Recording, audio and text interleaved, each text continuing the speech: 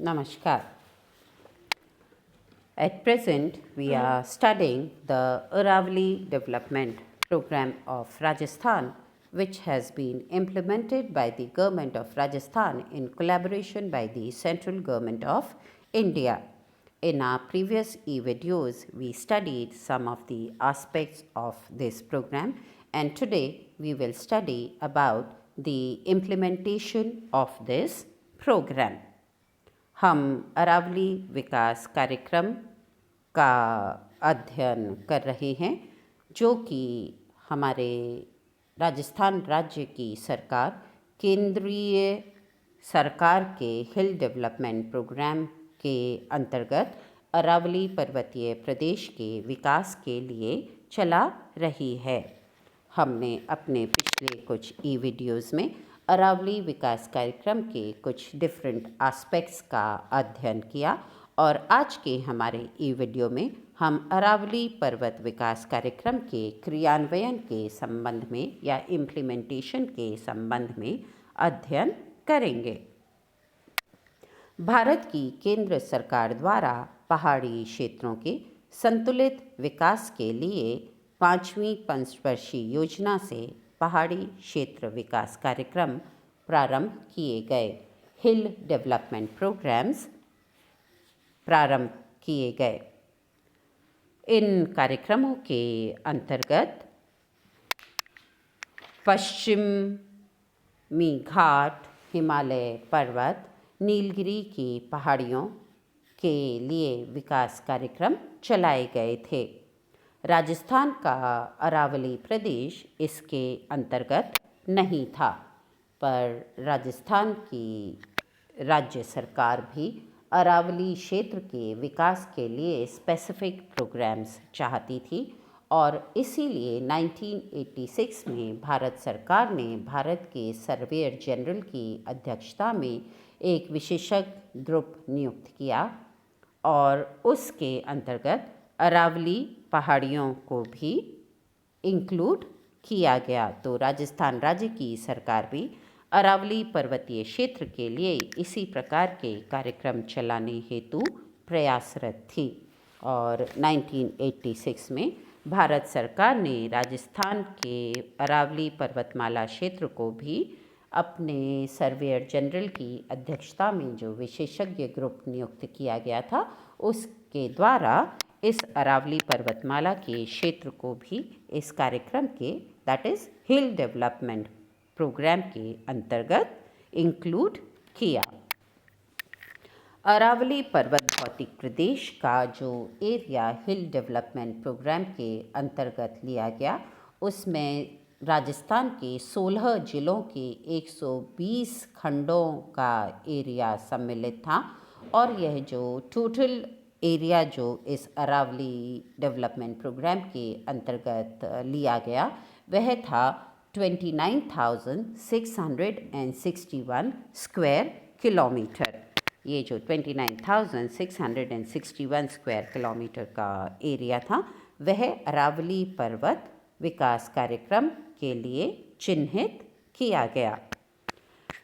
इस कार्यक्रम के जो प्रमुख उद्देश्य थे वह ये थे कि अरावली पर्वतीय प्रदेश का पर्यावरण संरक्षण, परिवेश संतुलन, वृक्षों की कटाई पर रोक, मरु क्षेत्र के पूर्व में विकास पर रोक और उसके अलावा अनियंत्रित खनन और अतिचारण को नियंत्रित किया जाए और उसके साथ ही वहाँ के जो अरावली क्षेत्र पर्वतीय प्रदेश में रहने वाली जनजातियाँ और स्थानीय निवासी हैं उनके संतुलित आर्थिक और सामाजिक विकास किया जाए, यह इस कार्यक्रम के प्रमुख उद्देश्य थे। पर इन उद्देश्यों की पूर्ति के लिए कुछ बेसिक रिक्वायरमेंट्स ज़रूरी थे और यह जो बेसिक रिक्वायरमेंट्स थे इन सब चीज़ों को जो सुनिश्चित करना था वह निर्भर करता है कुछ बेसिक रिक्वायरमेंट्स पर और उनमें जो प्रथम बेसिक रिक्वायरमेंट है या जो कह सकते हैं कि निम्न जो बातें हैं जिन पर कि इस अरावली विकास कार्यक्रम की सफलता सुनिश्चित है उनमें जो प्रथम है वह है प्रशासनिक समन्वय। क्योंकि इस एरिया में अलग अलग ज़िलों का 29,661 किलोमीटर एरिया लिया गया है, तो यहाँ पर अलग अलग लोकल गवर्नमेंट्स हैं और हर ज़िले की, हर ब्लॉक की और हर डिस्ट्रिक्ट की अपनी लोकल गवर्नमेंट है। तो इन सभी जो lower block level development, district level और फिर सब डिवीज़न लेवल और फिर स्टेट लेवल, इन चारों लेवल्स का जो प्रशासनिक ढांचा है, हमारा जो एडमिनिस्ट्रेटिव स्ट्रक्चर है, उसका समन्वय अति आवश्यक है अगर हमें इस कार्यक्रम के लाभ सुनिश्चित करने हैं। इसके साथ ही संगठनात्मक तैयारियां अति आवश्यक हैं। ऑर्गेनाइजेशनल तैयारियां हमें करनी होंगी, क्योंकि इस कार्यक्रम में बहुत सारे पहलू हैं। वनोन्मूलन को भी रोकना है, अतिचारण को भी रोकना है,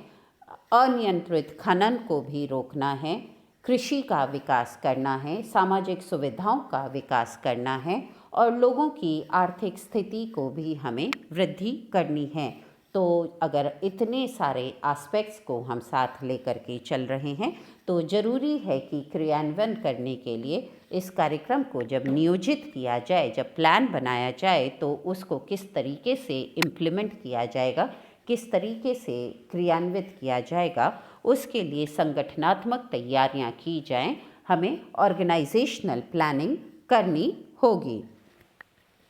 आधारभूत संरचना का विकास। आधारभूत संरचना में जो इंफ्रास्ट्रक्चरल फैसिलिटीज़ हैं इस प्रोग्राम के लिए, वो सिर्फ फिज़िकल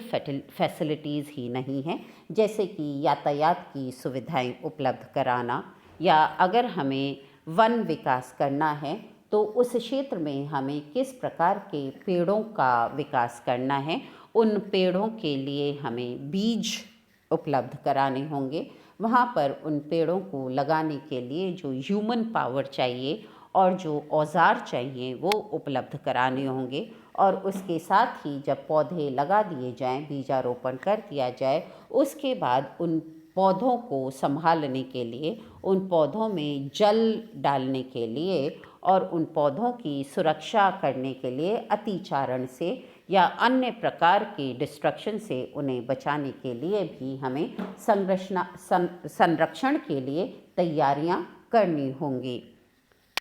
तो इस तरह से, इसी तरह अगर हमें अनियंत्रित खनन को रोकना है या अतिचारण को रोकना है, तो अतिचारण को रोकने के लिए हमें पशुपालकों को अल्टरनेटिव मीन्स प्रोवाइड करने होंगे, अतिरिक्त चारागाहों का विकास करना होगा। तो इस तरीके से हमें आधारभूत इंफ्रास्ट्रक्चर का डेवलपमेंट करना होगा अगर हम अपनी एम्स को अचीव करना चाहते हैं। तो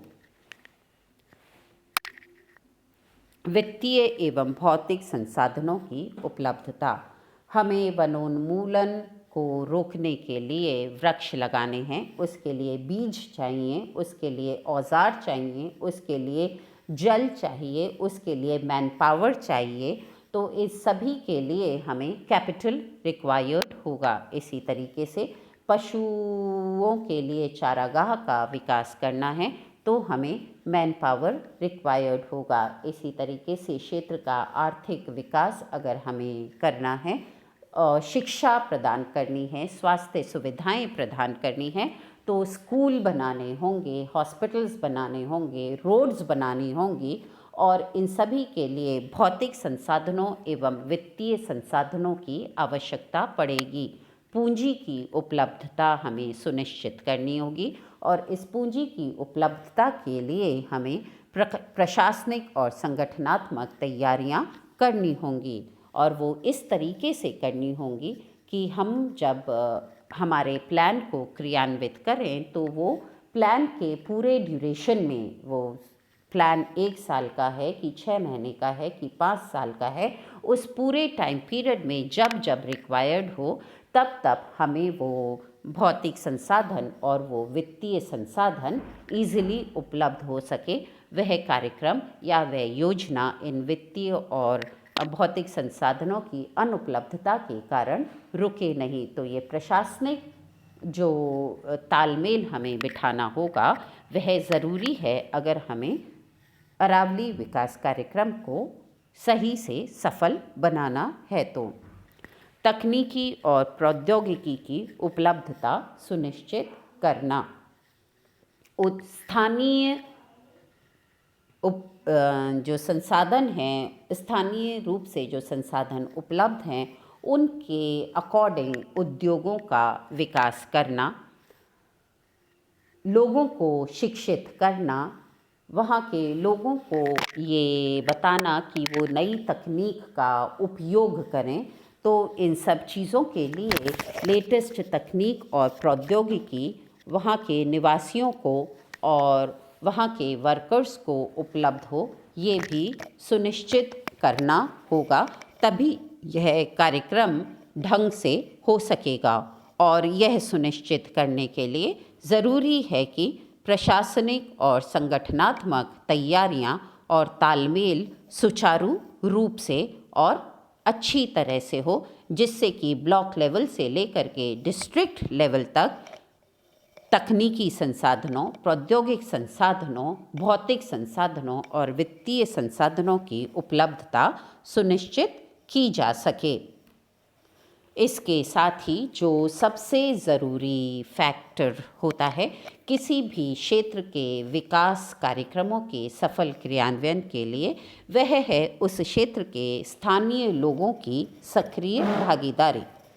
उस क्षेत्र के लोगों को हमें शिक्षित करना होगा, विभिन्न प्रकार के संचार माध्यमों और मीडिया के द्वारा उन्हें बताना होगा